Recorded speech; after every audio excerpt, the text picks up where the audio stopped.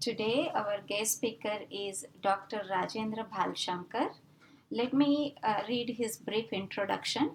He has done BE in Civil Engineering and MA in Pali and currently working as Deputy Engineer for Irrigation Department in Nashik.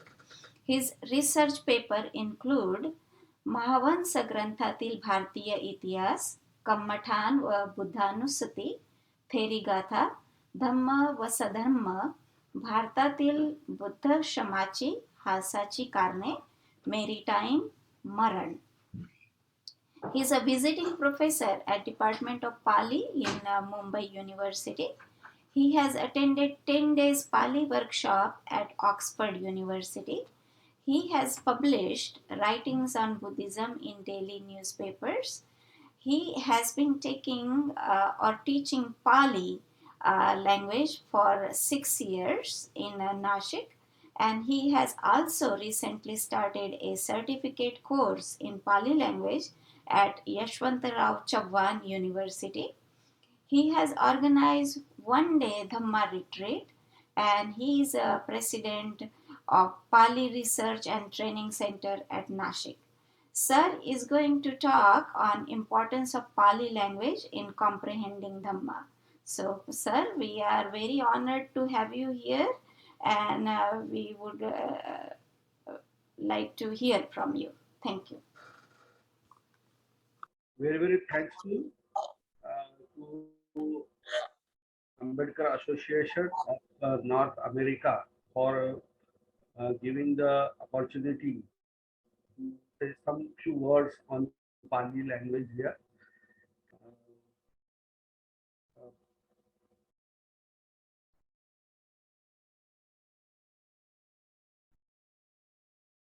Ambedkar Association of North America चे अध्यक्ष Meshram madam. I don't know exactly her name, but she contacted me on phone and said me to say few words for Pali language, the importance of Pali language to understand the Dhamma. I will do this lecture in English as well as in Marathi, but in more Marathi language. I think you will be able to understand Marathi. I will try to describe in English after Marathi. या ठिकाणी उपस्थित माझे मित्र चारुदत्त मजदे हे सुद्धा उपस्थित आहेत. सगळ्यांना माझा जय भीम. आज मला खूप छान फील होत आहे की मी आज आपले जे अमेरिकेमध्ये असलेले जे बांधव जे आहेत. Sir, are you able to speak in Hindi? Yes. Hindi, Marathi और and English. हिंदी में बात करेंगे तो काफी और लोगों को समझ में आ सकता है. ओके. मुझे बहुत आनंद हुआ है कि आज अमेरिका में स्थित जो अमेरिकाइड अनुयायी है उनके तरफ से ऐसा कुछ धम्म के बारे में बहुत अच्छा उपक्रम चला जा रहा है और उस उपक्रम में मैं आज एज ए गेस्ट स्पीकर करके मैं यहाँ उपस्थित हूँ. मैं सभी को धन्यवाद देना चाहता हूँ, खास करके मेश्राम मैडम और नासिक के ही मेरे मित्र Charudatta Majde sir. Is my close friend. I know him, he know me. तो आज का जो विषय जो है वो बहुत ही खास विषय है धम्म के बारे में. अगर धम्म को जानना है तो पाली भाषा सीखना या पढ़ना या समझना ये कितना इम्पोर्टेंट है, ये आज मैं आपको बताने वाला हूँ.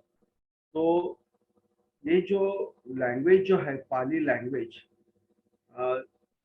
हम तो धम्म तो पढ़ते हैं, सीखते हैं, समझते भी हैं, लेकिन धम्म जिस लैंग्वेज में, जिस भाषा में लिखा हुआ है या भगवान बुद्ध ने जिस भाषा में उपदेश दिए हैं उस भाषा को हम अभी तक नहीं पढ़ सकते या समझ नहीं सकते। तो उसके कारण उसके कारण हम जो भगवान बुद्ध का जो धम्म वचन है या बुद्ध वचन है वो समझने में बहुत काफी हमें दिक्कतें आ रही है। तो वो कैसी आती है, वो क्या क्या दिक्कतें आती है, मैं मेरे ये लेक्चर में आपको आगे बताऊंगा। लेकिन सबसे पहले हम पाली भाषा, what is this Pali, the word Pali, if you know the meaning of literally meaning of the Pali, तो आपको बहुत बड़ा मतलब अच्छा लगेगा कि पाली का मतलब क्या है। और वो पाली जो है तो उसका as a language when it started, as a language उसका उपयोग करना कब शुरू हुआ। एक्चुअली ये लैंग्वेज का नाम जो है पाली, असल में वो नाम नहीं है, लेकिन पाली शब्द जो है एज अ लैंग्वेज कब से शुरू हुआ ये भी हम इसमें जान लेंगे। तो पाली का जो शब्द है उसका उगम या उत्पत्ति और उसका महत्व और उसका विकास जो है, और बहुत सारी बातें संस्कृत के माध्यम से भी हम इसको जानेंगे। तो मैं ये कहना चाहता हूँ कि पाली का जो मतलब जो है पा और ली, तो पाली में अपनी पाली लैंग्वेज धातु होते हैं, मतलब रूट होते हैं, शब्द के रूट होते हैं। तो उसमें ये पाल करके एक रूट है, उसका मतलब होता है पालना। तो और उसको ये जो ली शब्द वर्ड लगा है, सिलेबल लगा है, तो उसको तद्धित कहते हैं पाली में, कि जो भी धातु है, रूट है, उसको अगर हम नाम के स्वरूप में अगर करना चाहे तो वो तद्धित प्रत्यय बोलते हैं उसको, सफिक्स वो लगा देते हैं, तो वो ली उसको लगाया गया है, पाली। पाली, पा का मतलब है पालना या पोसना या संभालना। तो पाली का मतलब होता है पालना या पोसना या संभालना। तो इसका डेफिनेशन ऐसा त्रिपिटक में या ऐसा कहीं मिलता नहीं, लेकिन पालेती थी व रखे थी पाली, ऐसा एक सेंटेंस बौद्ध साहित्य में आता है। पालेती थी मतलब जो पालती है, मतलब पालन पोषण करती है, वाह मतलब और रखते थी मतलब रक्षण करती है, उसको हम पाली कहते हैं। तो ये इसका मतलब हो गया, पाली का शब्द का ये मतलब हो गया। तो ये किसको पालती है और इसका ये किसका किसका रक्षण करती है, तो ये भी समझना बहुत जरूरी है।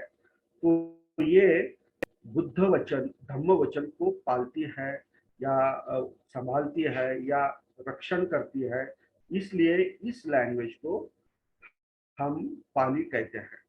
तो इसी लैंग्वेज में बुद्ध के जो वचन है, जो महापरिनिर्वाण, बुद्ध का महापरिनिर्वाण होने के बाद जब फर्स्ट काउंसिल हुई, संगति हुई, तो उसमें बुद्ध के वचन का संगायन किया गया। और उस वक्त दो पिटक मीन्स पेटारे, मतलब बॉक्स हम कहते हैं उसको, वो बनाए गए। तो उसका नाम था सुत्त पिटक और विनय पिटक। और बाद में कुछ स्कॉलर कहते हैं कि उसी वक्त अभिधम्म पिटक भी बनाया गया।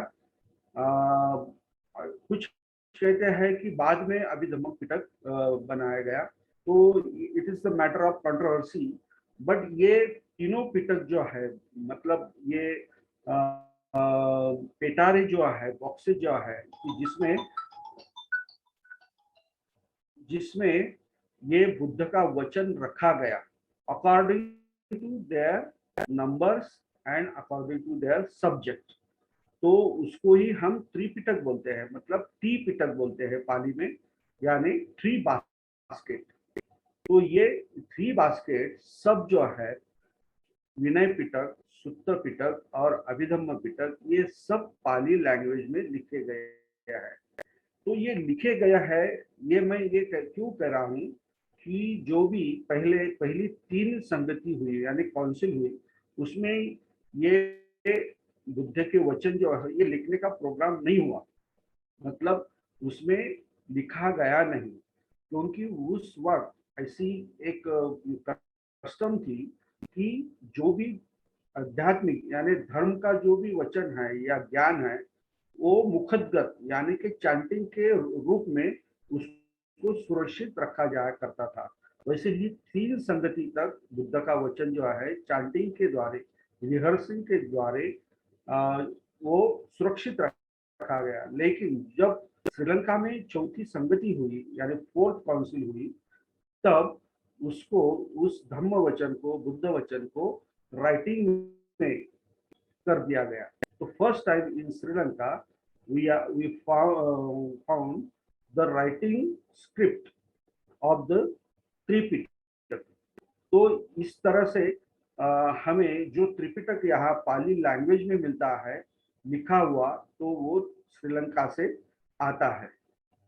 तो ये जो लिखित स्वरूप से जो पाली लैंग्वेज जो है या धम्म वचन या बुद्ध वचन है, वो पढ़ने के लिए हमें पाली लैंग्वेज सीखना बहुत जरूरी है। तो इसका इम्पोर्टेंस क्या है तो हम उसके तरफ जाएंगे। लेकिन ये जो पाली लैंग्वेज जो है, ये पहले मगध जो राज्य था, अभी बिहार का जो राज्य है, उसमें बोली भाषा करके भाषा थी। मतलब हमारे व्यवहार के जीवन में, व्यवहारिक स्वरूप में हम जो बोलते हैं, मदर टंग करके बोलते हैं, तो वैसी ये भाषा थी, बोली भाषा थी। लेकिन बुद्ध ने जब इस भाषा का उपयोग, बहुत सारे लोग ये भाषा, मतलब जो छोटे लोग थे यानी पुअर लोग थे और हाई क्लास के लोग थे, सभी में ये भाषा बोली जाती थी। तो भगवान बुद्ध ने इस भाषा का चुनाव किया अपना धम्म उपदेश देने के लिए। तो इसके पीछे भगवान बुद्ध का बहुत बड़ा प्रयास था कि मेरा ये जो धम्म वचन है, बुद्ध वचन है, ये सब लोगों के पास तरफ पहुंचना चाहिए। इस हेतु से उन्होंने इस पाली लैंग्वेज का चुनाव किया। फिर बाद में ये बोली भाषा हुई, फिर बाद में धम्म की भाषा हुई। और मगध राज्य जो था वो बहुत प्रबल राज्य था। उन्होंने उनके आजू बाजू के जो छोटे छोटे जो राज्य थे, वो उन्होंने उस पर विजय प्राप्त की और अपनी जो भाषा थी वो भी उन पर थोप दी। मतलब उसका जो कक्षा थी, पाली भाषा की कक्षा थी, वो बढ़ाई और उस भाषा को राजभाषा का भी दर्जा दिया। तो इस तरह से पाली भाषा का विकास जो है, यानी बोली भाषा, ये धम्म की भाषा और राजभाषा करके इसका ऐसा विकास होने लगा। तो सबसे पहले मैं ये कहना चाहता हूँ कि मैं मगध का जो प्रांत बोल रहा हूँ, बिहार स्टेट में जो है अभी, तो उस टाइम ये पाली वर्ड जो था, उस वक्त ये पाली वर्ड यूज नहीं करते थे, उसको मागधी भाषा बोलते थे। पाली भाषा को पहले मागधी भाषा बोलते थे, उसका नाम ही मागध भाषा थी, मागधी भाषा थी। लेकिन ईस्वी सन 19 सेंचुरी में जब श्रीलंका में कुछ स्कॉलर ने अपने जो ग्रंथ लिखे, महा अभिधान दीपिका और महावंश करके जो ग्रंथ आते हैं, उसमें ये दिखा गया कि एज अ बुद्ध वचन जो है या धम्म वचन जो है, इसके बारे में पाली शब्द यूज किया गया है। मतलब धम्म वचन जो है, बुद्ध वचन है, उसको पाली कहा गया। और उस पाली को, उस बुद्ध वचन को हम लिख रहे हैं, हम पढ़ रहे हैं ऐसा उसमें लिखा गया। तब से ये शब्द जो है, पाली शब्द जो है, ये आगे आया। और हम जो आज पाली भाषा जो बोलते हैं कि ये पाली भाषा है, ये असल में मेनली ट्रूली ये मागधी भाषा है। ये भारत देश के का जो एक प्रांत है मागध, वो उसका उसकी बोली जाने वाली ये भाषा है। तो ये पाली भाषा को प्राकृत भाषा भी कहते हैं। जो प्राकृत भाषा जो भारत देश में जो है, तो वो बहुत सारी है। मतलब जो जो प्रांत है, अलग अलग से प्रांत है, उसमें अनेक सारी भाषाएं बोली जाती है। तो उसमें भी सोरुची भाषा है, पैशाची भाषा है, छोरसेनी भाषा है, खरोष्टी है, ऐसे बहुत सारे भाषा जो है वो सब प्राकृत भाषा बोलते हैं। और दूसरी एक भाषा जो होती है वो संस्कृत भाषा है। तो ये दो शब्द जो है, इसमें बहुत सारा अंतर है, बहुत सारा डिफरेंस है। तो क्या अंतर है? तो प्राकृत भाषा जिसे उसे कहते हैं जो प्रकृति के नियम से बनाई गई है और बोली जाती है। उसमें कोई ऐसा कुछ ग्रामर का, व्याकरण का कुछ ऐसे नियम नहीं रहते। जैसे सिर्फ अपना जो भावनाएं जो रहती है, एक आदमी की जो भावनाएं रहती है दूसरे आदमी के तरफ तक पहुंचाने के लिए जो हाव भाव या शब्द वो कहते हैं, तो उसको ही प्राकृतिक लेवल से यानी जरिए से उनकी भावना उसके पास पहुंच जाती है। तो ऐसी जो भाषा ये बन गई बाय मदर टंग या बाय बॉर्न जो बोलते हैं, तो उसको हम मदर टंग कहते हैं। तो ये प्राकृतिक भाषा जो है ये मदर टंग ही है हर एक लोग की। तो प्रकृति से बनाई हुई, आ, आ, उसमें व्याकरण नहीं, कुछ बहुत सारे नियम नहीं रहते। ऐसे बहुत सारी प्राकृत भाषा अभी भी इंडिया में है और बोली जाती है। तो उसमें ये बोली भाषा मतलब ये पाली भाषा ये आती है। और जो संस्कृत करके जो नाम अब हम सुनते हैं बार बार, तो वो संस्कृत शब्द का अर्थ होता है संस्कृत, मतलब बनाई गई, खुद बनाई गई। कृत का मतलब होता है किया गया, किया गया। तो ये जो संस्कृत जो भाषा है कि जो बनाई गई भाषा है, तो वो कैसे बनाई गई? तो उसमें ढेर सारे नियम लगाए गए और व्याकरण ग्रामर जो है वो लगाए गए। तो उसे संस्कृत भाषा कहते हैं। तो ये संस्कृत भाषा कैसे आई? बहुत पहले जो वैदिक काल था, तो वैदिक काल में वैदिक भाषा थी। फिर उसके बाद भी उसका जो ट्रांसफॉर्मेशन हुआ वो छंदस भाषा थी।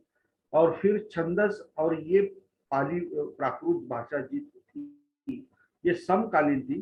तो प्राकृत के बाद, ये पाली भाषा के बाद, जब पाणिनि नाम का जो स्कॉलर थे, तो उन्होंने पाली भाषा और ये छंदस भाषा इसका मिलजुल कर जो भी अच्छे अच्छे जो शब्द थे और वहां पे उसने जो नियम लगाए, उसको चुन के उसके जरिए से ये संस्कृत भाषा बनाई। तो इसका मतलब ऐसा है कि पाली भाषा जो है ये संस्कृत के पहले की थी, तो संस्कृत भाषा ही बाद में बनाई गई। तो ये जानना बहुत जरूरी है। तो हम इस भाषा का जो इस भाषा में जो हम ज्ञान जानना चाहते हैं वो बुद्ध वचन है। तो हम इस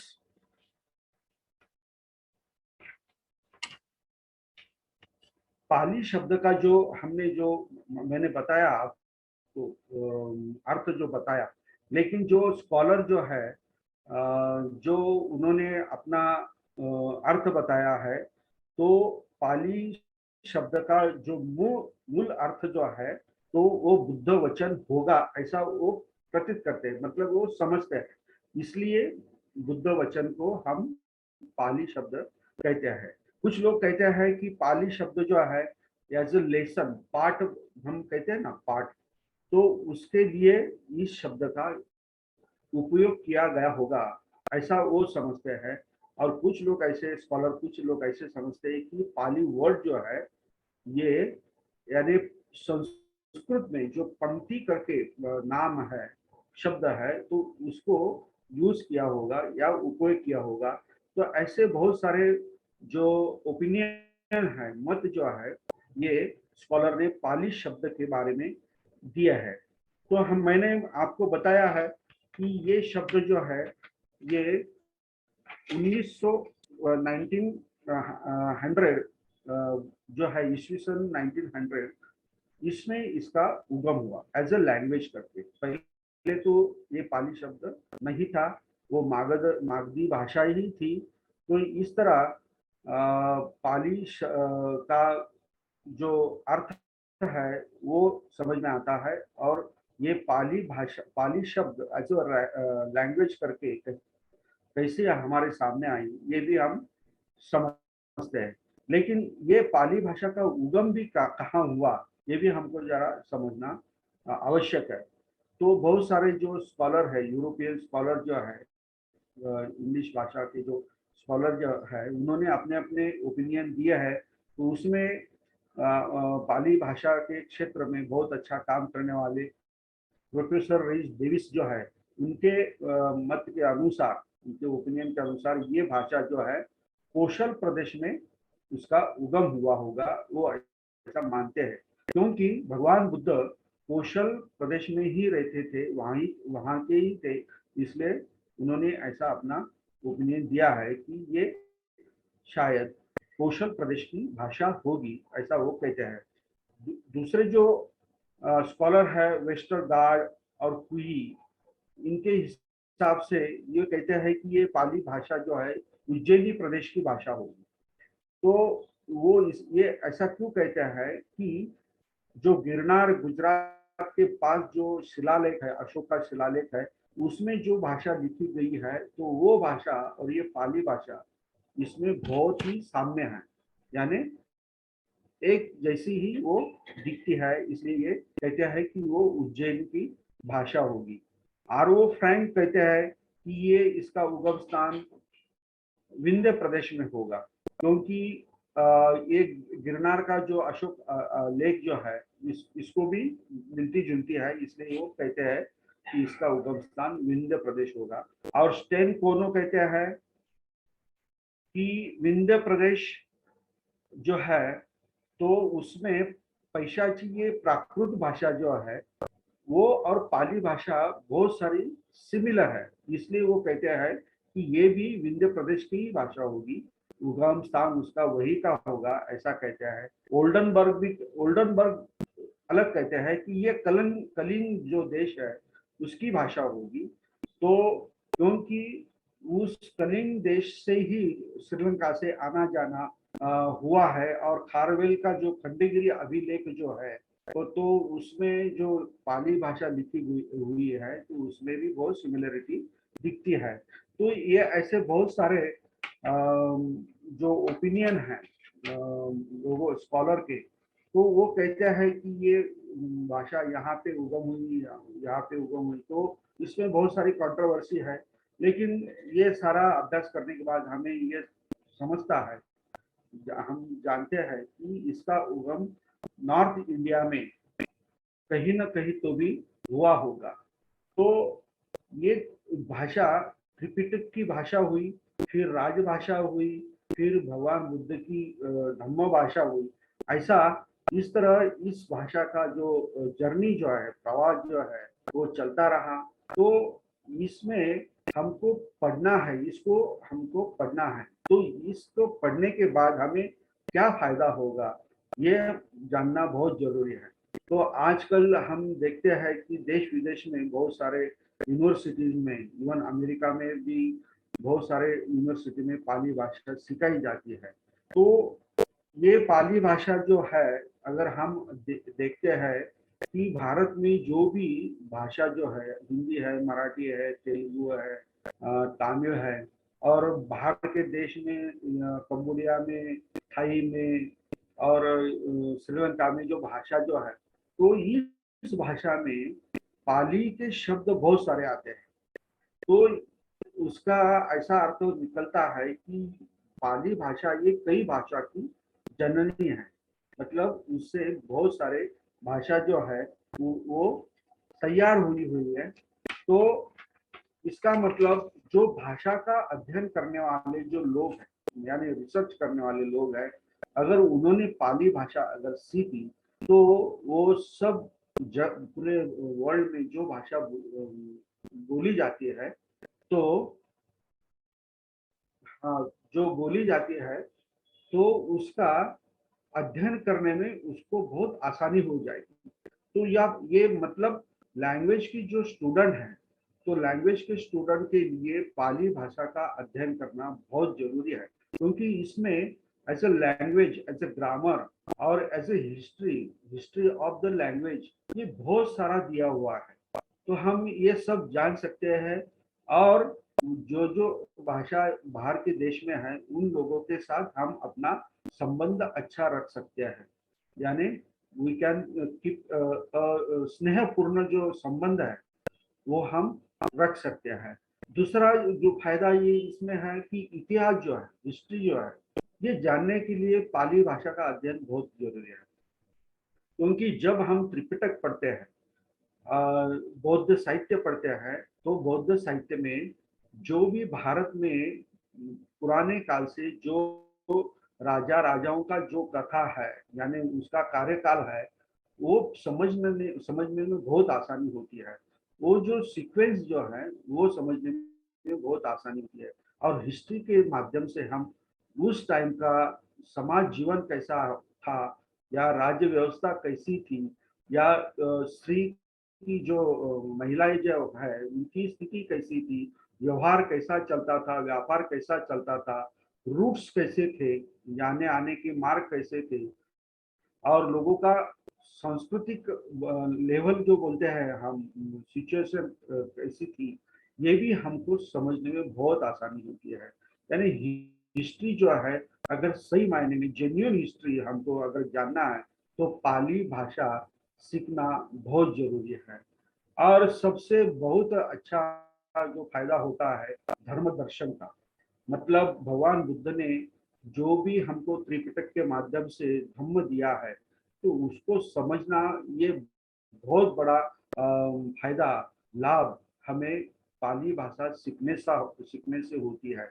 हम अभी भी देखते हैं, मैं आपको बताऊंगा, पाली भाषा न सीखने के कारण हम कैसे धम्म का विकृत अर्थ और समझने में कितने पीछे है, ये मैं आपको 100 उदाहरण यहाँ पे बताने वाला हूँ। तो आपको उसका पाली भाषा सीखने की जरूरत महसूस होगी। तो इस तरीके से धम्म दर्शन में भगवान बुद्ध ने जो भी धम्म दिया है, उपदेश दिया है, तो उसका सही जो अर्थ है, गलत अर्थ नहीं, सही सही जो अर्थ है, पाली भाषा के माध्यम से वो समझने के लिए हमें बहुत लाभ होता है।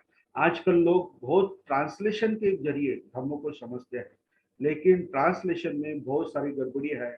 इंग्लिश ट्रांसलेशन में तो बहुत सारी गड़बड़ है, क्योंकि पाली जो वर्ड है उसमें उसका जो सिमिलर अर्थ का जो वर्ड जो है इंग्लिश में कई बार नहीं मिलता। तो बहुत सारे शब्द जो अंग्रेजी के जो स्कॉलर है, यूरोपियन स्कॉलर है, उनको पाली वर्ड एज इट इज उसमें रखना पड़ा है, उनको वो मालूम नहीं हुआ उसका अर्थ। तो ये जो ट्रांसलेशन है, वो ट्रांसलेशन जो ट्रांसलेट करता है उसका पाली का ज्ञान कितना है, इंग्लिश का ज्ञान कितना है, या इतर दूसरे लैंग्वेज का ज्ञान कितना है, उस पर वो डिपेंड करता है।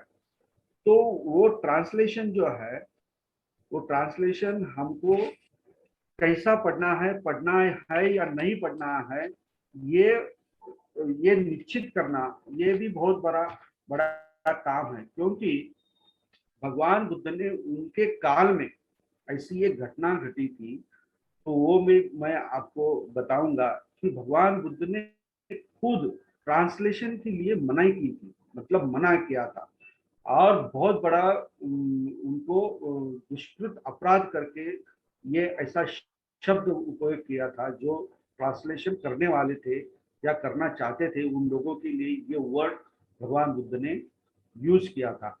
तो भगवान बुद्ध भी पाली लैंग्वेज के बारे में, यानी मगधी भाषा के बारे में या ग्रामर के बारे में, अर्थ के बारे में कितने सजग थे, यानी कितने कॉन्शियस थे, वो भी हमें जानना चाहिए।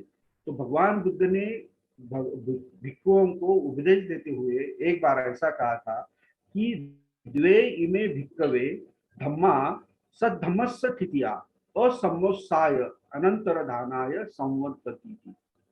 तो भगवान बुद्ध ने कहा था कि द्वे इमे भिक्कवे, मतलब ये दो भिक्खु, ये दो धम्मा संबद्ध, ये धम्मा, ये दो धम्म जो है सद धम्म को चिरकाल रखने के लिए, हाँ, और इसको नष्ट न करने के लिए, इसको ये विकृत न होने के लिए या नष्ट न होने के लिए आगे लेके जाती है। तो वो कौन से दो कतमे दो द्वे धम्मा? तो भगवान बुद्ध कहते हैं सुनिश्चित पद व्यंजनम, मतलब सुरक्षित रखा गया हुआ पद व्यंजनम, मतलब जो व्यंजन है, ये पद जो है इसको सुरक्षित करना चाहिए। और अथोच सुनितो, मतलब उसका अर्थ भी जो है वो सही ढंग से हमको रखना है, सही ढंग से हमको रखना है, क्योंकि ये जो सुरक्षित रखे हुए जो पद और व्यंजन है, तो उसका सही अर्थ हम निकाल सकते हैं या लगा सकते हैं। तो इतना महत्व भगवान बुद्ध ने ये जो लैंग्वेज के बारे में भिक्षुओं को भी बताया है। और वो आगे बताते हैं ये वो मया धम्मा अभिन्या देशिता, मतलब ये जो मैंने मेरे द्वारा जो धम्म दिया गया है या उपदेश किया गया है, तत्थ सभ्य हेव संगम समागम, मतलब उसको उसको ही सब एक इकट्ठा होकर अर्थे न अर्थम, मतलब अर्थ से अर्थ, और व्यंजन है ना व्यंजन, मतलब व्यंजन से व्यंजन, संगाई तब्बम, यानी उसका चैंटिंग करना चाहिए, और धर्म का जो टेक्स्ट जो है या अर्थ है उसको एस्टेब्लिश करना चाहिए। न विविधि तब्बम, मतलब उस पे क्या बोलते हैं, उस पे वाद नहीं करना चाहिए, उस पे वाद नहीं करना चाहिए, उसको हम विवाद में नहीं डालना चाहिए। भगवान बुद्ध ने उस टाइम ये कहा था कि ये जो मैंने कहा है उसका पद जो है, व्यंजन है, अर्थ है, उसको सही ढंग से आप लोग पढ़िए और जानिए, और एकत्र यानी इकट्ठा आकर उसको अच्छी तरह से समझे, यानी चैंटिंग करिए या उसको धर्म में प्रतिष्ठित करिए। तो इस तरह भगवान बुद्ध ने ये बात भिक्षुओं को कही थी। जो जो भी लैंग्वेज के बारे में कहा है वो मैं यहाँ कहना चाहता हूँ। तो भगवान बुद्ध आगे भी कहते हैं सुत्तंतेषु असंतेषु, मतलब जो सुत्त है, सुत्त पिटक जो है, मतलब जो 84,000 जो सुत्त है, वो अगर न रहे, अगर वो न रहे, असंतेषु, मतलब सुत्तंतेषु असंतेषु पमुठे विनयम नीच, मतलब अगर विनय में विनय करना, यानी जो नियम भगवान बुद्ध ने धर्म पालन के लिए ये है या विनय पिटक में, अगर हम उसको भूल गए, अगर उसको हम भूल गए तो क्या होगा? तमो भविष्यति, तमो भविष्यति, मतलब सब अंधकार हो जाएगा। कैसा अंधकार हो जाएगा? सूर्य अथंगते यथा, जैसा कि जब सूर्य का अस्त होता है और उस टाइम पे जैसा अंधकार हो जाता है, वैसी स्थिति, वैसी सिचुएशन अगर ये जो सूत्र है न रहने पर, या अपना जो विनय जो है वो अगर लोग भूल गए, तो ऐसी स्थिति पैदा हो सकती है। तो भगवान बुद्ध कितने इसमें सजग थे ये भी हम देख रहे हैं। तो भगवान बुद्ध कहते हैं सुतंते रखंते संते, अगर हमने सुक्त को अच्छी तरह से उसकी रक्षा की तो क्या होगा? पटिपत्ति होती रक्षिता, मतलब धम्म में जो पाथ जो है रक्षा, जो चलने का मार्ग है वो क्या होगा? उसका रक्षण होगा। उसका रक्षण होगा, और जो उस मार्ग से जो चलने वाला जो आदमी है, ये जो इंसान है, जो व्यक्ति है, वो क्या होगा, धीरो मतलब धीरो मतलब साहसी पुरुष होगा, और वो निब्बान को अच्छी तरह से जा सकता है। तो ऐसी स्थिति भगवान बुद्ध ने उस वक्त, उस टाइम में भी भिक्षुओं को लैंग्वेज के बारे में बताया था। तो ये जो बातें जो है, ये हमको मालूम होना चाहिए, यानी उसका जो इम्पोर्टेंस है हमको भी वो समझना चाहिए। तो भगवान बुद्ध भी जो धम्म प्रकाशित करते थे, वो भी बहुत बहुत ही, यानी sequentially sequentially according to sequence वो धम्म देते थे, और उसमें भी सा अर्थन और सा व्यंजनम वो धम्म प्रकाशित करते थे। तो कैसे करते थे, सो धम्मं देसे थी आदि कल्याणम, मध्य कल्याणम और परियोसानम कल्याणम। मतलब पहले का जो धम्म जो है वो भी, और बीच में का भी, और आखिरी का भी जो धम्म है वो भगवान बुद्ध देते थे। लेकिन कैसे देते थे, सा अर्थम, ये शब्द बहुत महत्व का है। स अर्थम मतलब अर्थ के साथ देते थे। अगर आपको अर्थ सही में मालूम नहीं होगा तो धम्म आप आत्मसात नहीं कर सकते हैं। और सब व्यंजन मतलब जो पाली के लैंग्वेज के जो व्यंजन है उसके साथ, मतलब ग्रामर और अर्थ के साथ भगवान बुद्ध धम्म का उपदेश करते थे। परिपूर्ण यानी परिशुद्ध, परिपूर्ण परिशुद्ध ब्रह्मचर्य प्रकाशित, ब्रह्मचर्य मीन्स धम्मचर्य, प्रकाशित मीन्स प्रकाशित करते थे। तो इतना महत्व भगवान बुद्ध देते थे। तो भगवान बुद्ध ऐसा भी कहते थे कि अगर आपने धम्म का गलत अर्थ आपको आपने लिया, या अगर किसी को बताया, तो वो भी एक तरीके से दुष्कृत अपराध है या पाप है। ये ऐसा भगवान बुद्ध ने भी कहा है। तो हमारी ये जिम्मेदारी बनती है। तो जो धम्म के ज्ञान देने वाले जो लोग हैं, या उस पर भाष्य करने वाले जो लोग हैं, उनको ट्रांसलेटेड स्टडी ठीक है करनी चाहिए, और करते भी है।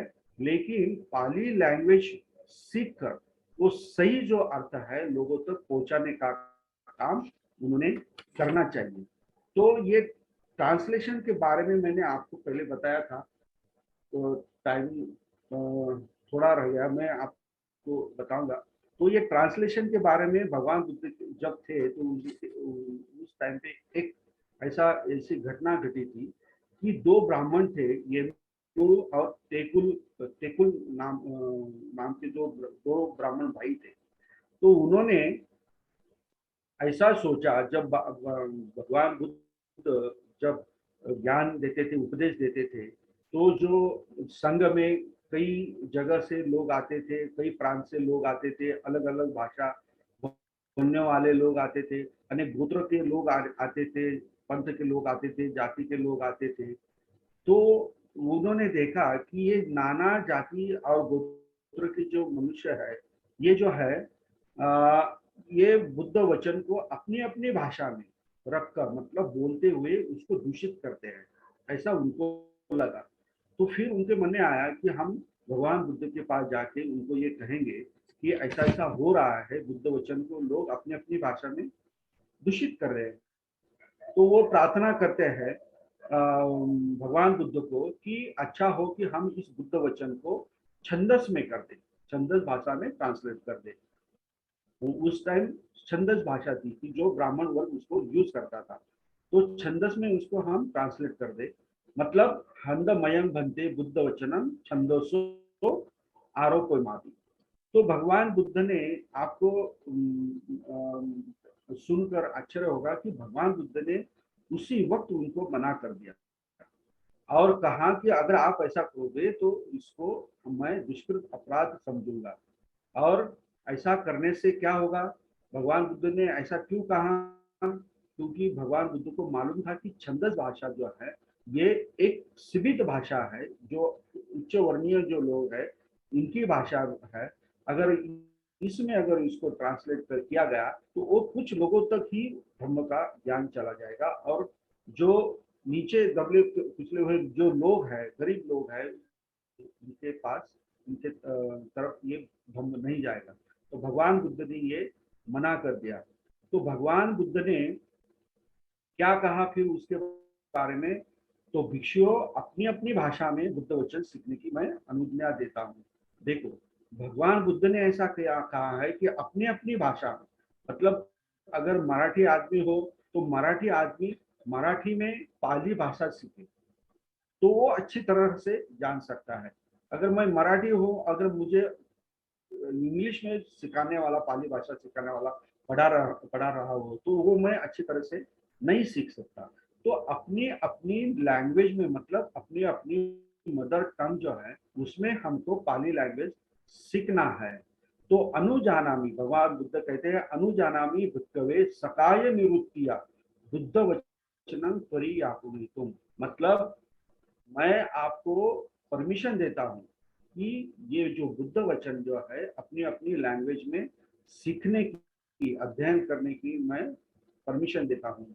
तो इस तरह से भगवान बुद्ध ने लैंग्वेज को भी कितना महत्व दिया है और ट्रांसलेशन के बारे में भी कहा। हम अभी जो ट्रांसलेशन देखते हैं, बहुत सारा ट्रांसलेशन देखते हैं, तो वो गलत है, बहुत सभी गलत है, ऐसा मैं नहीं मानता।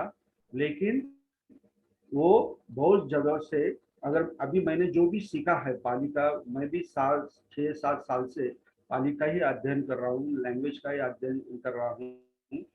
तो जो जो मेरे सामने बातें आई, जो गलतियां या त्रुटि बोलते हैं जो सामने आई, वो मैंने सबके सामने लाने की कोशिश भी की है और वो उस पर मेरा काम भी चल रहा है। तो इस तरह से भगवान बुद्ध ने जो भी धम्म दिया है, अगर वो धम्म हम अगर अच्छी तरह से हम आत्मसात नहीं कर सकते, अगर उस बात पर अच्छी तरह से चल नहीं सकते, तो इसका कोई उपयोग नहीं होगा, इसका कोई लाभ नहीं होगा।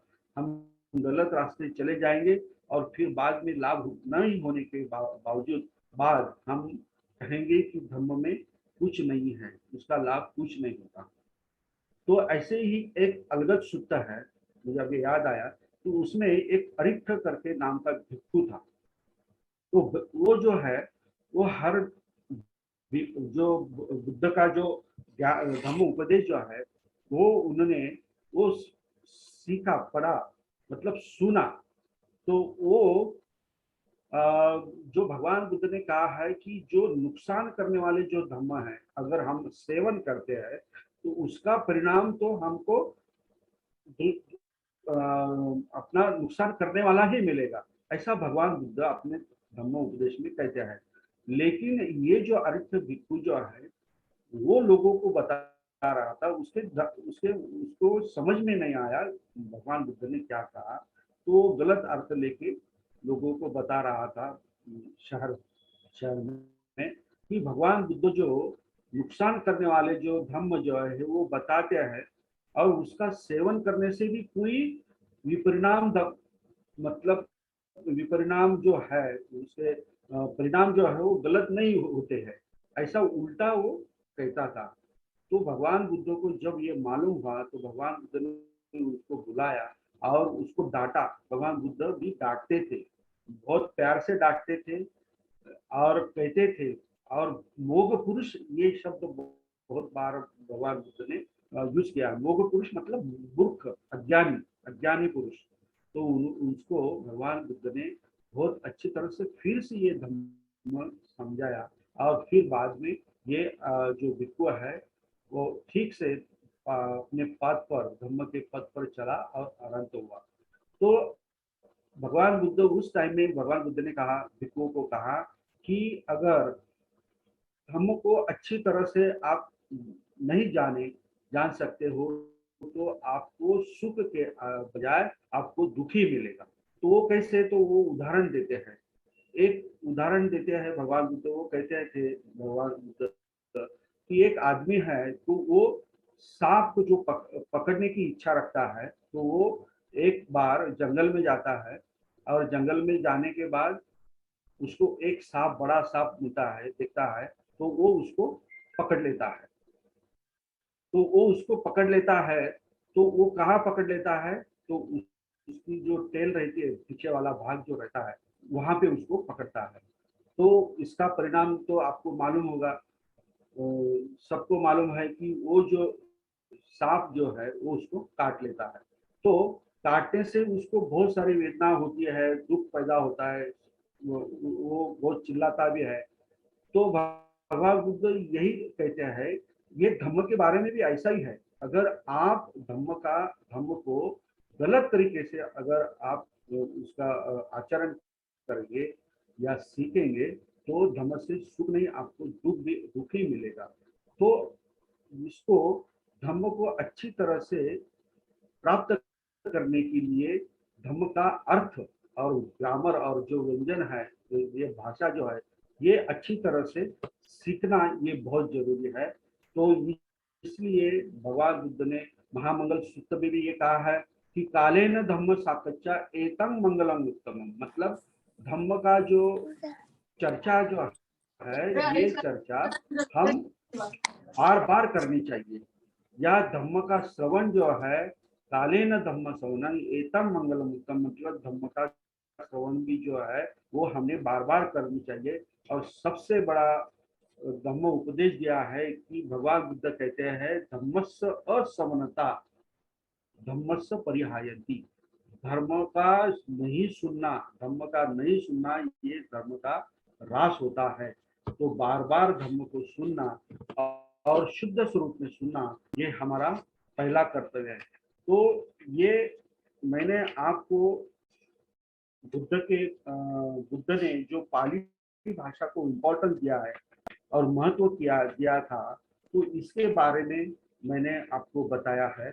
तो टाइम कम है, लेकिन मैं एक बात और कहना चाहता हूँ कि जो भी हम अभी पढ़ते हैं सुनते हैं, तो हमारी स्थिति अभी दुविधा स्थिति है। हम कुछ धम्म के बारे में एक्सेप्ट करते हैं और कुछ बातें एक्सेप्ट नहीं करते, स्वीकार नहीं करते। तो वो कौन सी बातें हैं? तो इसका कारण क्या है? हमको ठीक तरीके से पाली लैंग्वेज का ज्ञान नहीं है, इसलिए हम वो द्विधा मनस्थिति में अभी जीवन यापन कर रहे हैं, मतलब जी रहे हैं। तो कैसा है कि कुछ लोग पाप पुण्य को नहीं मानते। बुद्ध धम्म में जो पाप पुण्य शब्द जो दिया है उसको नहीं मानते कि धर्म में पाप पुण्य नहीं है, क्योंकि उनका इतना स्टडी नहीं है, जो सूत्र उन्होंने पढ़े नहीं है। लेकिन जो हम हर दिन में जो हम पूजा पाठ करते हैं और जो गाथाएं बोलते हैं, तो उसमें पाप जो है पुण्य जो है उसका अंतर्भाव है, और हम गाथा में उनको उसका चैंटिंग भी करते हैं। और इधर हम उसको नकारते हैं और इधर गाथा में हम उसका चैंटिंग भी करते हैं और उसका स्वीकार भी करते हैं। अभी जैसे कि पाप पुण्य की बात आती है तो हम मानते नहीं, लेकिन सब पापस्य अकरणं कुशलस्य उपसंपदा सचित्त परियोगपनं एतं बुद्धान शासनं, ये तो हम बार बार कहते हैं। यहाँ पे पाप शब्द है, गाथा में हम बोलते हैं, लेकिन असल जीवन में हम किसी से चर्चा करते हैं तो हम नकार देते हैं कि पाप बुद्ध धर्म में नहीं है। वैसे भी पुनर्जन्म के बारे में तो बहुत कंट्रोवर्सी है, तो कुछ लोग मानते हैं कुछ लोग मानते नहीं हैं। तो भगवान बुद्ध ने पुनर्जन्म जो है 30 एंगल से उसको माना है और उसको समझाया है, ये अभी तक लोगों को समझ में नहीं आया है। और बाबा साहब आम्बेडकर ने उनके जो धम्म बुद्धा एंड धम्म इस बुक में जो दिया है वो बहुत ही अच्छी तरह से सरलता से दिया हुआ है। तो पुनर्जन्म के आधार पर ही सब ये संसार चलता है, ये जो निसर्ग जो है संसार जो है इसके आधार से चलता है। तो बुद्ध के बोधि सत्य के जन्म जो है ये पुनर्जन्म भी आधार है। और अनित्य जो जो प्रिंसिपल जो है वो भी पुनर्जन्म के आधार पर है, मतलब कोई परमानेंट नहीं। सब लोग आते हैं, सब प्राणी आते हैं, सब जाते हैं, ये सब जो है ये यहाँ पे पुनर्जन्म के बारे में लिखा है। और भाग्य और दुर्भाग्य ये भी शब्द नहीं मानते। लेकिन आपको मैं बता देता हूँ, भगवान ये शब्द है, भगवान ये भग जो शब्द है इसका अर्थ होता है भाग्य होता है। और भगवान बुद्ध जो है वो बड़े भाग्यवान है, क्योंकि उन्होंने जो उनका राग है, उनका दोष है, उनका मोह जो है, उसको भग्न कर दिया, मतलब नष्ट कर दिया, इसलिए उसको भगवा कहते हैं। और हिंदी संस्कृत में उसको भगवान कहते हैं। तो भगवान से भगवा कैसा हुआ, ये पाली के नियम से हुआ। तो ये भी हमको जानना चाहिए, और भगवान शब्दों को नकारना नहीं चाहिए, क्योंकि उसका बहुत बहुत बहुत अर्थ उसमें दिया है। मैंने एक किताब लिखी है विशुद्धि पाठ करके, उसमें ये सब जो है वो मैंने उसका कारण जो है वो सब बताए हुए हैं। और पूजा के बारे में भी लोग कहते हैं कि हम पूजा नहीं करते। भगवान बुद्ध ने पूजा करने के लिए नहीं कहा है, लेकिन पूजा का मतलब क्या है? पूजा का मतलब है कि आदर करना, सत्कार करना, गौरव करना। तो हम बुद्ध की पूजा जब करते हैं तो मन में ऐसा ही हम भाव रखते हैं कि हम भगवान बुद्ध की सत्कार कर रहे हैं, आदर कर रहे हैं, पूजा कर रहे हैं, क्योंकि उन्होंने हमें सुखी जीवन जीने की राह बताई है, बात दिया है, और हम उस पर चलकर निपान की तरफ जाते हैं। तो ये उपकार की भावना रखकर हम उनकी पूजा करते हैं। अभी ये बात अलग है कि वो कैसे करते हैं, दीप गंध वगैरह ये जो है उसके जरिए करते हैं।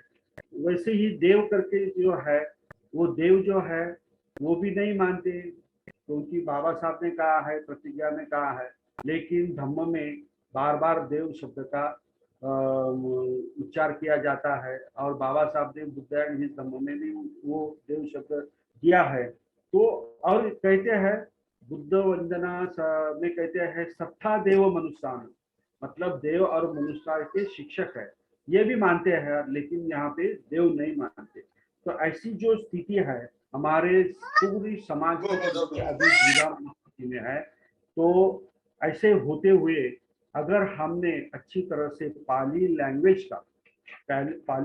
का जो अभ्यास है अगर नहीं किया, और ट्रांसलेटेड और सिर्फ सुनते हुए अगर हम धर्म के रास्ते पर चले, तो हम ठीक तरीके से, अच्छे तरीके से निब्बान की ओर नहीं जा सकते, या अच्छी तरह से बुद्ध का अनुयायी नहीं बन सकते। तो ये सब जो गाथाएं जो है, बुद्ध नमन का है, बुद्ध वंदना है, संघ वंदना है, मतलब बुद्ध पूजा है, ये सब गाथाएं जो है वो त्रिपिटक में है। उसके संदर्भ मैंने मेरी ये किताब में दिए हुए हैं। मैंने ये किताब लिखी है, तो ये किताब जो है इसमें मैंने वो सब संदर्भ दिए। 42 रेफरेंसेस है। लोग कहते हैं कि ये जो विधि जो होती है, मतलब परित्राण पाठ होता है, तो परित्राण पाठ ये तो सब सत्यनारायण का जो है उसकी जैसे है, लेकिन नहीं, भगवान बुद्ध ने जो भी कहा है वो त्रिपिटक में कहा है, और त्रिपिटक से ही वो सब गाथाएं तैयार की गई है। तो ये ढूंढना, उसका रिसर्च करना, ये मेरी जिम्मेदारी। जब मैंने मुझे लगा तो मैंने ये काम किया, और 42 रेफरेंसेस मैंने लगाए।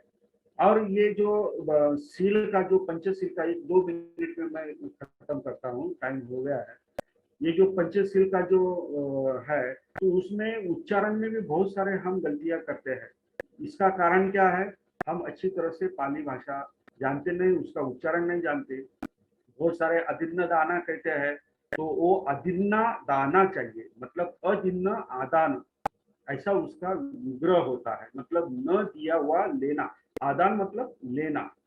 वो तो अदिन्न दाना मतलब उसका कोई मीनिंग नहीं होता। और कामे सुमिच्छाचारा कहते हैं, कामे सुमिच्छाचारा कहते हैं, तो कामे सुमिच्छाचारा कैसे हो सकता है? मतलब काम में अच्छी तरह का व्यवहार जो है वो ऐसा मीनिंग नहीं हो सकता।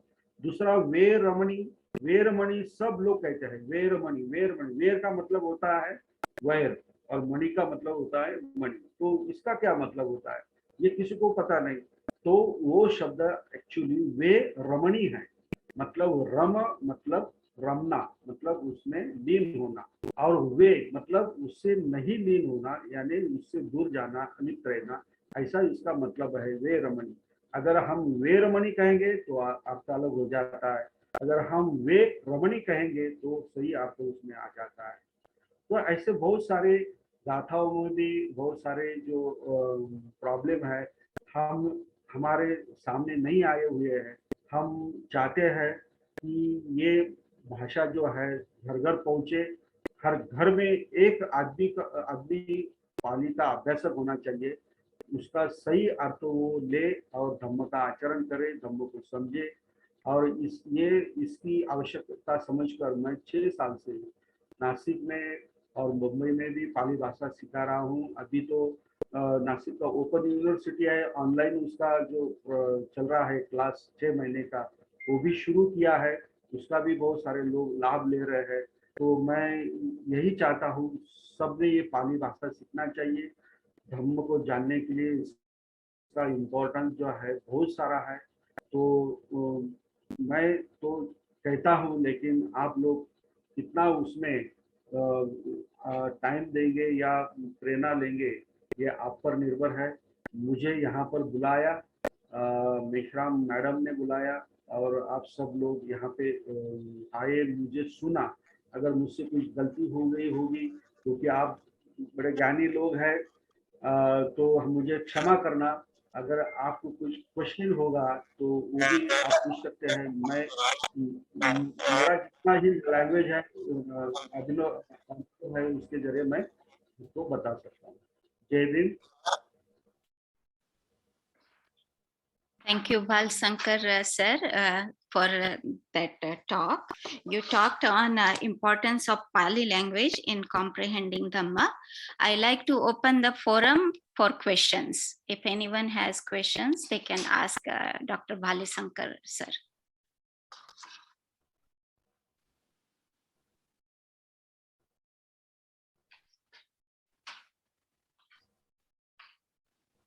So far, I don't see a question. I have a question, sir.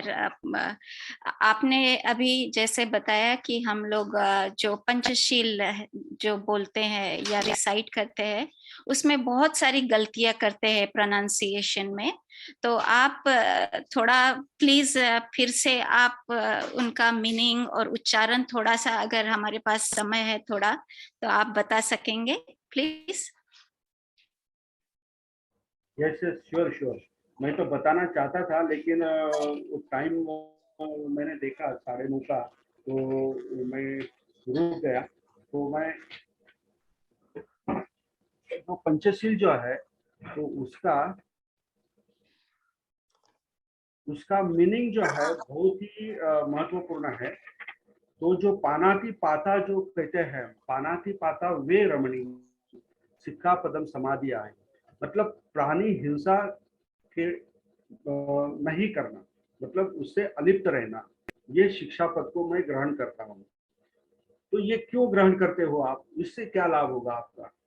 Panchsheel का जो महत्व जो है, ये कहने का मतलब जो है, भगवान बुद्ध ने ये क्यों दिया, तो इसका मतलब है कि जो अविद्या है, मतलब राग द्वेष और मोह, इसको नष्ट करना, ये सील का महत्व है। सील पालने का महत्व है। मतलब पानाति पाता अगर आप करते हो तो आपके मन में द्वेष बहुत बड़ा उत्पन्न होता है कि नहीं?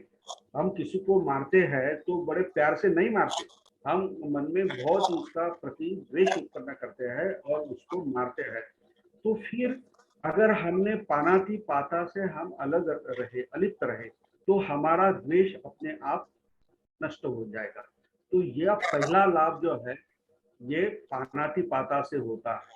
और अदिन्ना दाना से, ये जो शब्द जो है, बहुत सारे लोग उसको चोरी कहते हैं, लेकिन अदिन्न मतलब, दिन्न मतलब देना, और अदिन्न मतलब नहीं देना, और आदान मतलब लेना। मतलब ये जो शब्द जो है अदिन्न प्लस आदान, आदान मीन्स लेना, मतलब नहीं दिया हुआ लेना, इससे मैं अलिप्त रहूंगा, इसका ये अर्थ होता है। तो ये क्या, इससे क्या लाभ होता है? क्योंकि हम जब कहीं भी जाते हो, अगर देखते हो, जो चीज हमें पसंद आती है तो हम उसके लोभ में, मोह में पड़ जाते हैं, तो वो लेना चाहते हैं, किसी को पूछे बिना लेना चाहते हैं। अगर हम अदिन्न दाना का सील अगर पालते हैं तो हम उससे लिप्त हो जाते हैं और हमारे मन में जो अविद्या है, मोह का जो भावना है या लोभ की जो भावना है वो नष्ट हो जाती है। तो इस तरह दूसरा जो सील है, इससे हमारा लोभ और मोह जो है वो नष्ट हो जाता है। अदिन्न दाना मतलब न दिया हुआ लेना। तो तीसरा जो है कामेशु मिथ्याचारा वेरमणि। कामेशु ये शब्द ऐसा कहना चाहिए और मिथ्याचारा ये शब्द अलग उच्चार करना चाहिए। मतलब काम जो है, भगवान बुद्ध ने काम जो कहे है, किसी को कहे है, ओनली लस्ट को नहीं कहा है। काम तो भगवान बुद्ध ने ये जो सहायतन है, मतलब अपने आंखों से देखना, कान से सुनना, नाक से सुनना, जीभ से रस लेना और त्वचा से ये स्पर्श करना और मन से विचार करना, ये जो 6 इंद्रिय है उसको सहायतन कहा है और इसको ही काम कहा है। तो इसमें हम मिथ्याचार नहीं करेंगे, इससे अलिप्त रहेंगे, ये भगवान बुद्ध ने कहा है। मतलब भगवान बुद्ध ने ये जो 6 इंद्रियों और उसके विषय जो है, इसके मोह मोह पे आप मत पड़ो, इससे अलिप्त रहो, ये कहा है। मतलब तुम्हारा मोह इससे दूर हो जाएगा। मतलब अच्छी हमने कुछ देखा दृश्य तो हम उसके मोह में पड़ जाते हैं और वही करते हैं, वही सुनते हैं, वही खाते हैं जो पसंद आते हैं, बार बार खाते हैं, तो फिर उसका परिणाम तो दुखद आता ही है। तो इसमें ऐसी मिथ्या आचार नहीं करना चाहिए, ये भगवान बुद्ध ने कहा। इसमें भी लोभ जो है, मोह जो है वो नष्ट हो जाता है। और फिर दूसरा जो है काम मूसावादा। सिर्फ मूसावादा नहीं, इसमें पिशु वाचा भी आता है, परुष वाचा भी आता है। मूसावादा मतलब झूठ बोलना। पिशुन वाचा मतलब क्या बोलते हैं उसको, एक दूसरे की निंदा करना। मराठी में उसको क्या कहते हैं, चुगली, चुगली कहते हैं मराठी में। या फरुस वाचा मतलब कठोर भाषा, मतलब ऐसी भाषा बोलिए, मधुर भाषा बोलिए। तो ये जो है, ये किस लिए है, ये क्यों करना है कि हमारे मन में लोगों की प्रति प्रेम भावना उत्पन्न होनी चाहिए, मेत्ता भावना उत्पन्न होनी चाहिए। तो ये सील पालने से हमारे मन में मेत्ता के मेत्ता भावना की उपज होती है। तो इस सील का महत्व तो बहुत बड़ा है, इसमें बहुत देर तक हम बोल सकते हैं, विविध अंग से बोल सकते हैं। और दूसरा जो है सूरा मेरे मध्य पमाद ठाना, ये तो बहुत ही महत्वपूर्ण सील है, क्योंकि आदमी ये जो ड्रिंक है, टॉक्सीडेंट है वगैरह वगैरह ये लेता है, तो उसके मन में प्यार नहीं उत्पन्न होता, प्रेम नहीं उत्पन्न होती, मेत्ता नहीं उत्पन्न होती, तो द्वेष ही ज्यादा उत्पन्न होता है। मुझे नहीं लगता कि बहुत सारे कुछ दारू पीने वाले, ये गुटखा खाने वाले लोग बहुत सारे बहुत मेत्ता की भावना रखते हैं, क्योंकि अंदर उनके मन में, शरीर तो जलता ही रहता है, जलता ही रहता है, तो मन में उनका ऐसे ही जलते रहता है और दूसरों के प्रति भी व्यवहार वैसा ही रहता है। और ऐसा होने के बावजूद उनका जो मन जो है विशुद्ध नहीं रहता, मतलब अच्छा सद्धम्म ग्रहण करने के लायक नहीं रहता, वो हमेशा पीड़ित रहता है।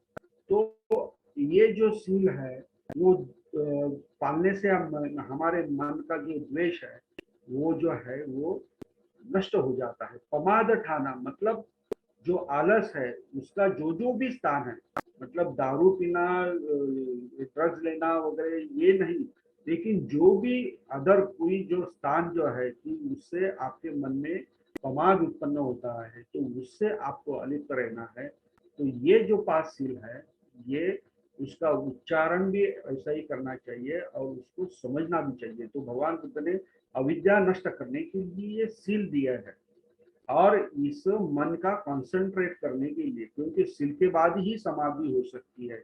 अगर आप गलत व्यवहार करेंगे, गलत बातें करेंगे, गलत आचरण करेंगे, तो आपका मन स्थिर नहीं हो सकता और आप समाधि की तरफ नहीं जा सकते। ऐसा ये पंचशील का महत्व भगवान बुद्ध ने कहा। Many sadhu word to you, sir, for that answer. I have Shil and Pankaj Dada on the call. Please go ahead, sir. Please go ahead, Dada, with your question. Yeah, thank you very much, Tai. Thank you very much, Bhalshankar sir. आपका बहुत बहुत साधुवाद आज के इस lecture के लिए. मेरा जो ये है, क्या आप ऑनलाइन पाली जो आप पढ़ाते हैं उस विषय में थोड़ा कुछ दो शब्द अगर यहाँ पे रखते हैं और क्या उसकी अपॉर्चुनिटीज है उस बारे में अगर बताते हैं ग्रुप को तो बहुत बहुत मदद होगी. धन्यवाद सर. हाँ, अभी जो यहाँ का नासिक का यशवंतराव चौहान ओपन यूनिवर्सिटी है, उसमें मैंने बहुत 3 साल से प्रयास मैं कर रहा था. तो आखिर उसमें मुझे क्या बोलता है यश मिला. तो वहाँ पे मैंने 6 महीने का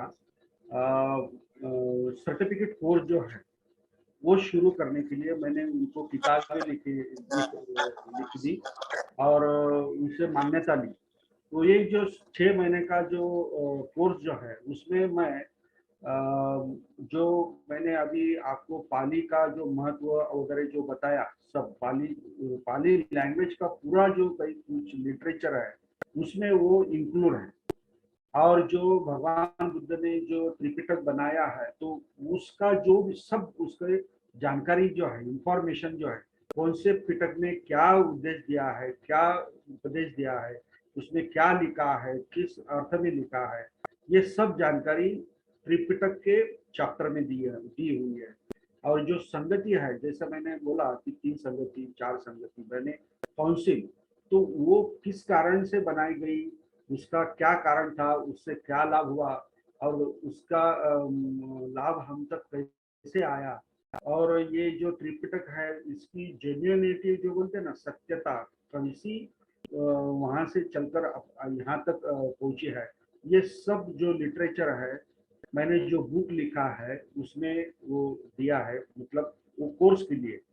और उसमें धम्मपद भी दिए हैं, थेरी गाथा भी दिए हैं, जातक कथा भी दिए हुए है. इतना सारा सब पोर्शन एक बुक में दिया है. मतलब ये 100 मार्क का एक पोर्शन है.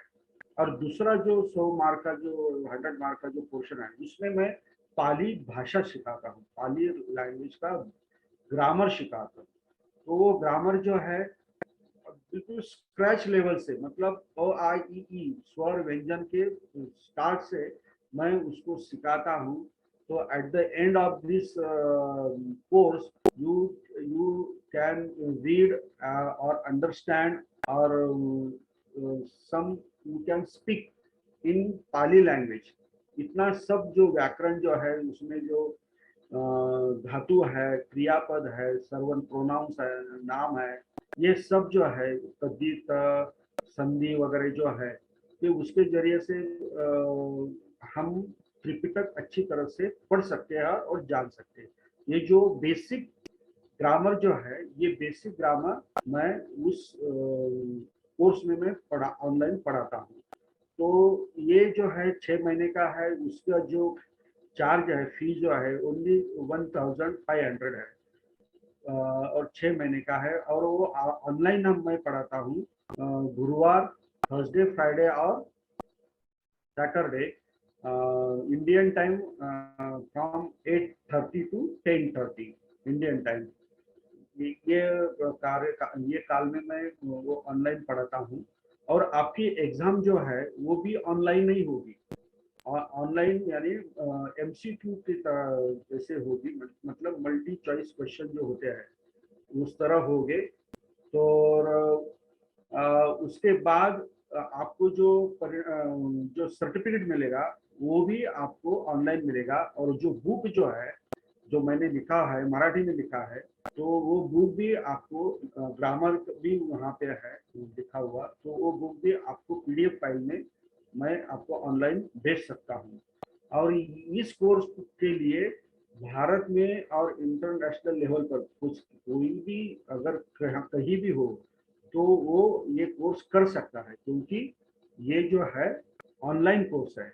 उसमें सिर्फ ज्वाइन होने की जो पात्रता है, शैक्षणिक एजुकेशनल क्वालिफिकेशन, वो 5वीं पास जो है तो उसमें ले सकता है। हाँ, ये जो मैंने पोस्ट डाली हुई है ये मराठी में है। तो कोई भी ये 5वीं कक्षा से आगे जो भी है आदमी इससे एडमिशन ले सकता है और इसका लाभ ले सकता है। बहुत ही लोगों के लिए बनाया गया ये उपक्रम है। बहुत पिछले पहली बैच में 100 स्टूडेंट्स थे। अभी ये इसका अभी दूसरी बैच का एडमिशन चल रहा है। 15 तारीख तक इसका एडमिशन है। तो ये जो पोर्शन है ये सिखाते सिखाते मैं धम्म की भी बातें बहुत सारे मेरे स्टूडेंट को मैं बताते रहता हूँ।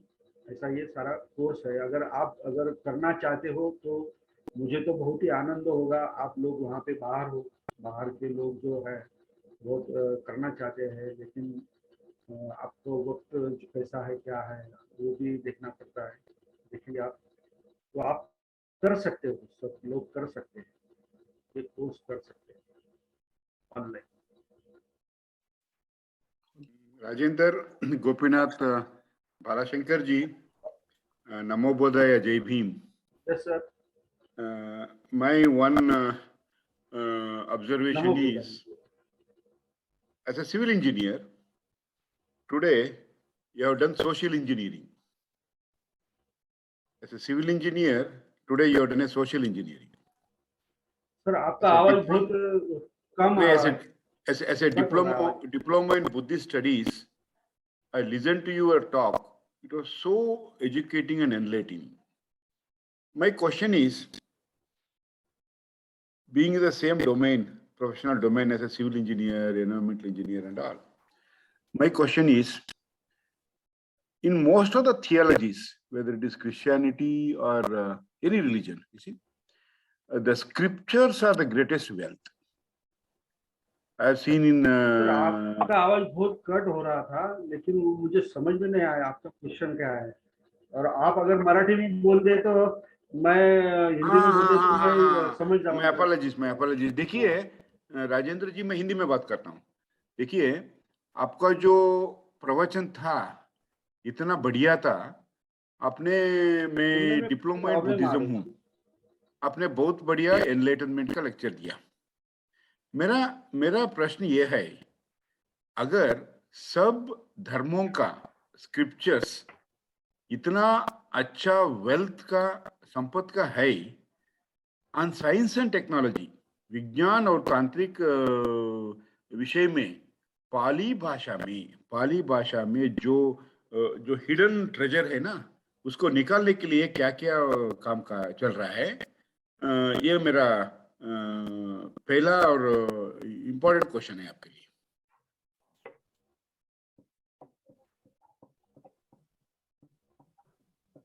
मैं फिर बताऊं मेरा क्वेश्चन। वो साइंस एंड टेक्नोलॉजी का बारे में वो हिडन नॉलेज और स्किल है ना, उसका बारे में कुछ काम हुआ है क्या? अच्छा, टेक्नोलॉजी के बारे में। यस, साइंस एंड टेक्नोलॉजी में। साइंस एंड टेक्नोलॉजी में। Yes sir. अभी मैं एक आपको बात बताना चाहता हूँ कि बुद्ध का जो धम्म है उसमें सभी बातें आते हैं। यानी उसमें साइंस भी आता है, यानी टेक्नोलॉजी भी आती है, और जो खगोल शास्त्र बोलते हैं ना, यानी अंतरिक्ष में जो है, ये भी सब कुछ आता है। तो भगवान बुद्ध जो 10 सहस्त्र जो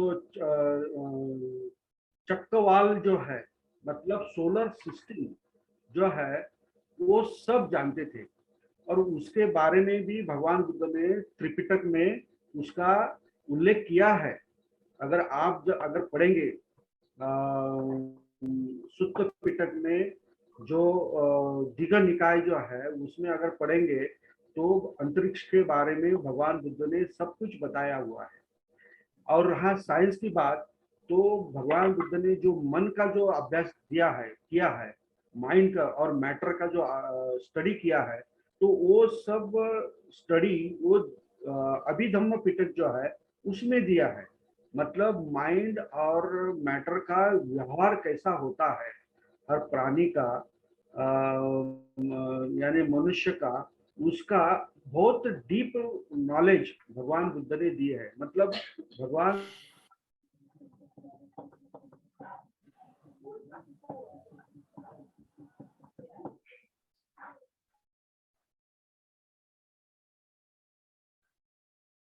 some audio problem maybe.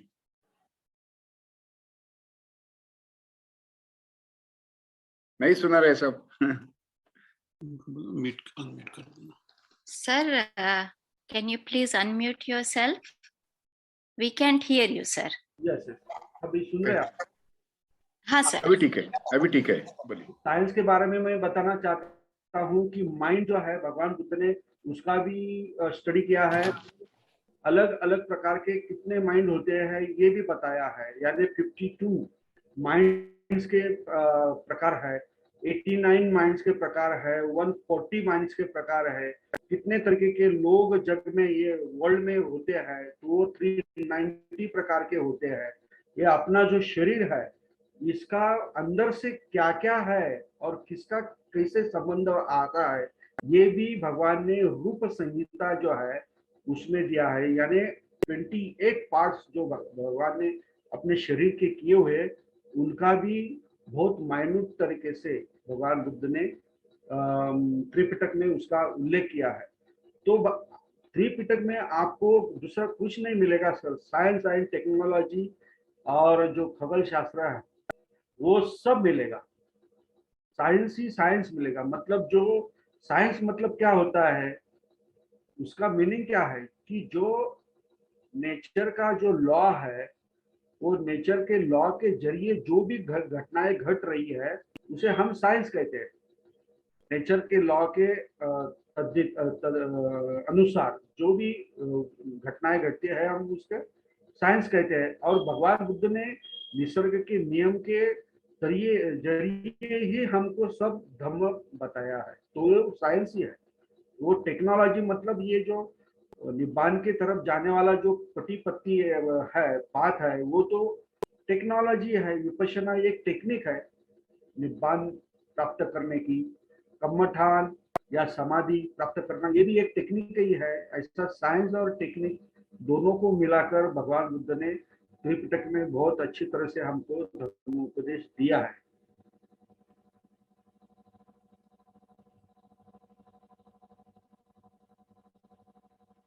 बहुत बहुत शुक्रिया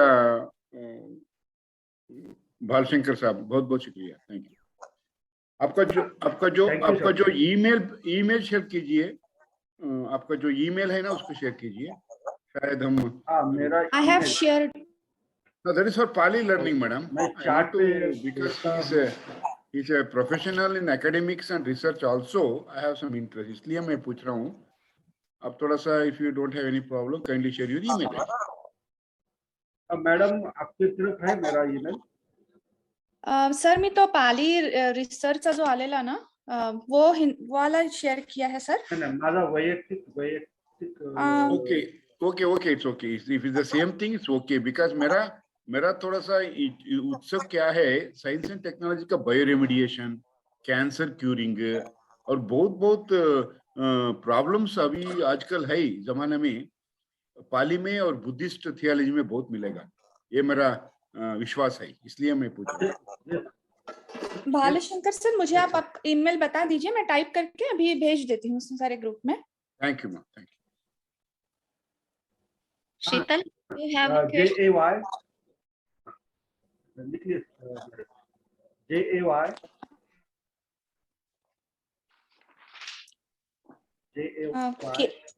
RAJ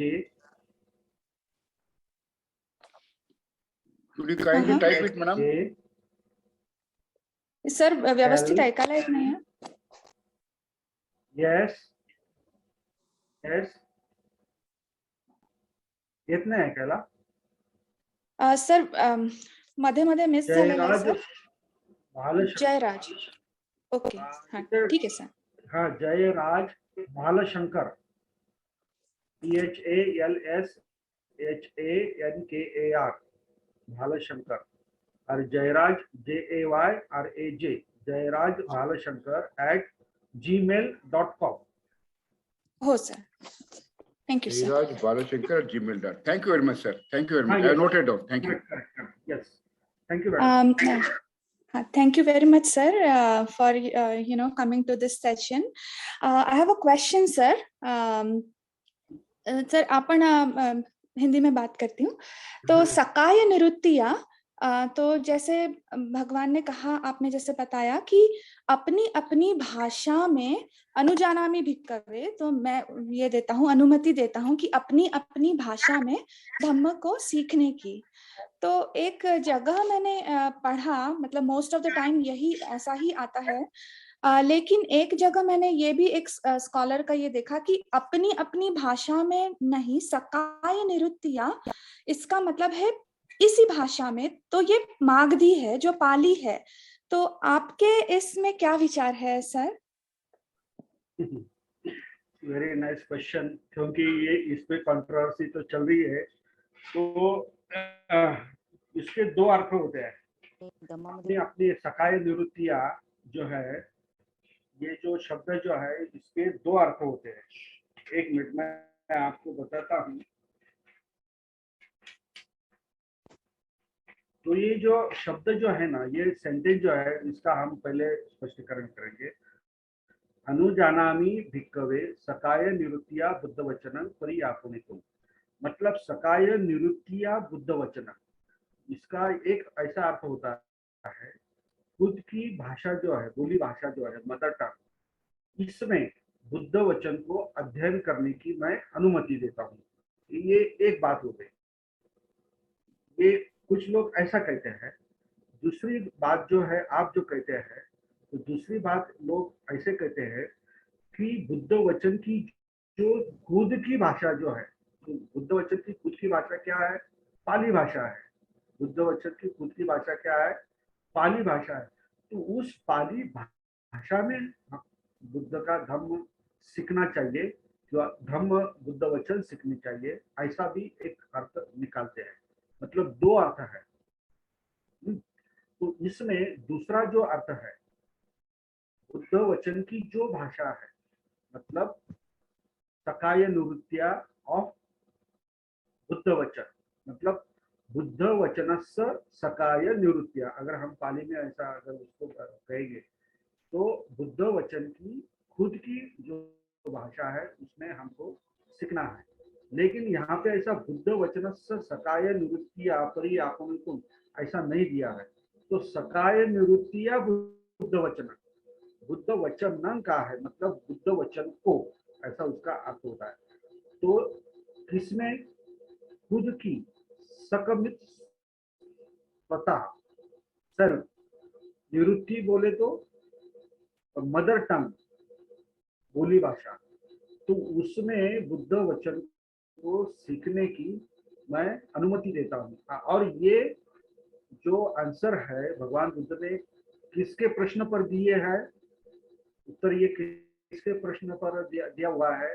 तो ये जो दो ब्राह्मण थे, उन्होंने प्रश्न क्या किया था कि अलग अलग जाति के, अलग अलग गोत्र के जो लोग हैं, ये बुद्ध वचन को दूषित करते हैं, तो क्यों ना हम उसको छंदस पवित्र भाषा में उसका ट्रांसलेट कर दें.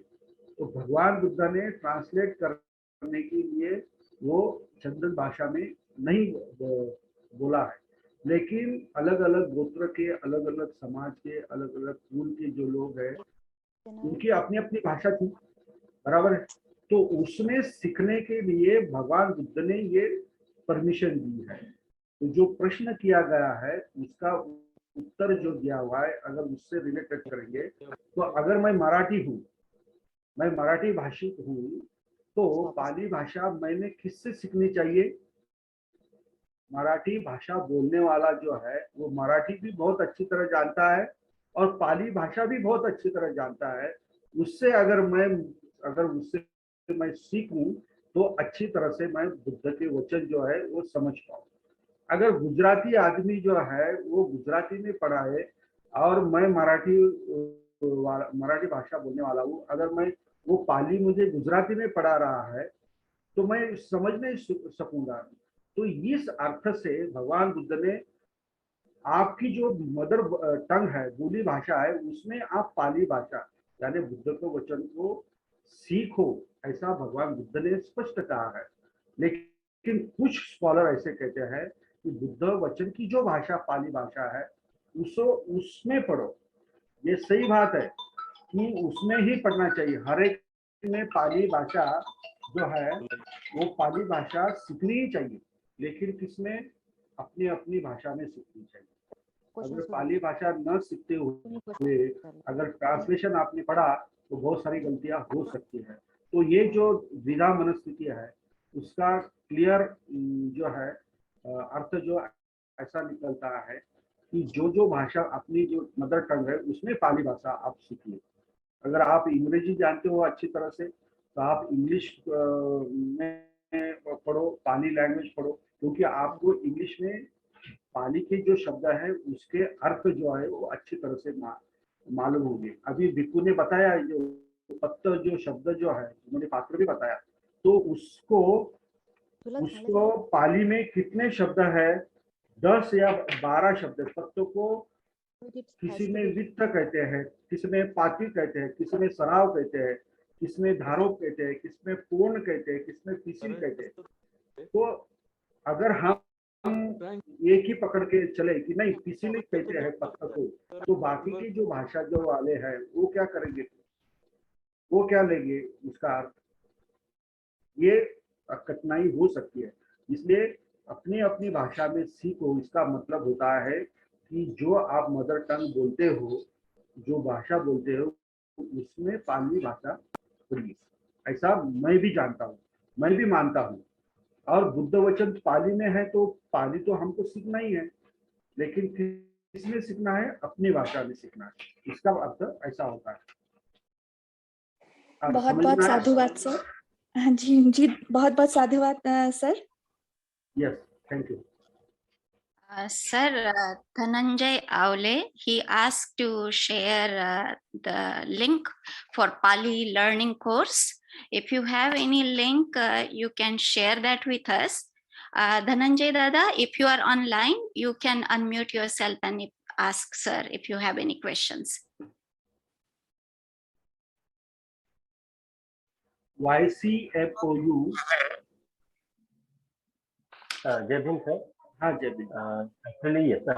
Thank you so much for your introduction to the Pali language. Actually, I got that all information in our Zoom chat. So I'm looking forward to join the course. Thank you. Okay. Thank you.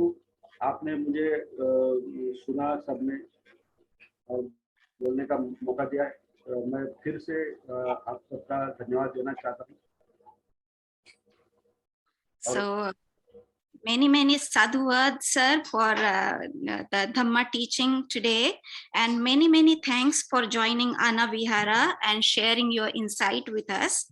We wish you all the best and success for your future adventures, and hope you will come back again on Vihara again too, and hope we learn a lot from you. Thank you so much for joining us today. Thank you again. And thank you. And before we conclude today's session, I like to invite Roshni Dakne. She has an important information to share. Roshni, you can share that information with us. Okay. Thank you, Krantitai. Jai Bhim, everyone. And thank you so much, Bhalashankar sir. Just a quick announcement. To celebrate Women's History Month, Anna is dedicating the next 2 Vihara session for women's cause. The first session we will have is on March 20th. It's about storytelling. So on March 20th, after the Dhamma Desana, we are gonna share stories of inspiring women from our community. So, so we are sharing the stories of women like our mom, grandma, or any community woman who inspired us. Mostly we look for inspiring stories for the like a big leaders and everything, but there are a lot of women from our own family, friends, which we get inspired from. So on March 20th, we are gonna share all that stories. Almost 16 women have already signed up for this storytelling journey. So please do join us, and please experience the inspirational stories of courage, fight, and struggle of our community members, community women. Sorry. And the next session we will have is on March 27th, which is the first International Bahujan Women Conference of 2022. It's the panel discussion with the 4 topics: Bahujan women in education, Bahujan women in journalism, Bahujan women in activism and politics. So this session will be on March 27th. Please note that this session will start at 9 and will end around 12 p.m. This is a 3-hour session, so please do join us. We will start the conference at 9 a.m. Eastern Central Time. And regarding this 2 session, if you have any questions, any comments, so please reach out to Anna at annausa@gmail.com or any Vihara team, or I think, or you can, if you have any questions, you can reach out to any Anna members. So thank you so much. Thank you, Roshni, for sharing that information. And I like to thank you all the participants who could join us today. And that will conclude our Vihara session for today. Thank you and have a good day.